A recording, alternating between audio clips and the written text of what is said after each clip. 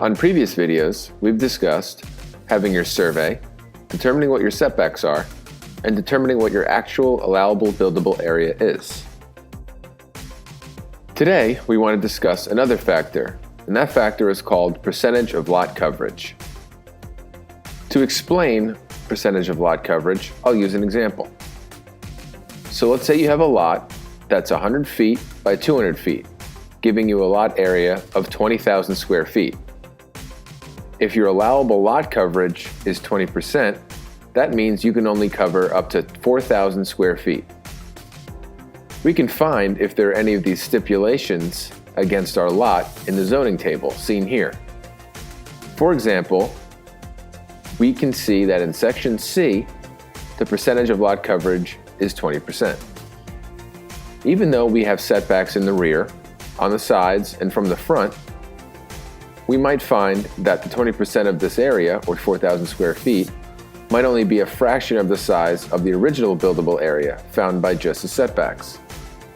So it is very important to make sure that you check the percentage of lot coverage because it could actually be smaller than your allowable buildable area found by just the setbacks.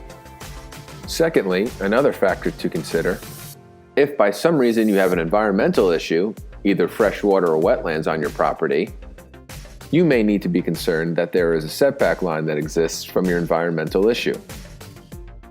The edge of the wetlands is normally determined by the presence of water or certain types of vegetation. This is the starting point of your environmental setback. The person who determines this beginning is your land surveyor or your town's environmental code enforcer. So if you have a buildable area with your rear yard, side yards, and front yard, those setbacks will give you an allowable buildable area. But you may find, because of the environmental setback line, that you really might have to be closer to the front of your property because you need to be a specific amount of distance away from the wetlands. This green area drawn is the example that could be your actual allowable buildable area after it is all said and done. So two things to consider on your property are the environmental concerns and the percentage of lot coverage for your buildable area other than your setbacks that you have already found. For the final word on factors affecting my buildable area, check out the next video entitled The Final Word on Factors Affecting My Buildable Area.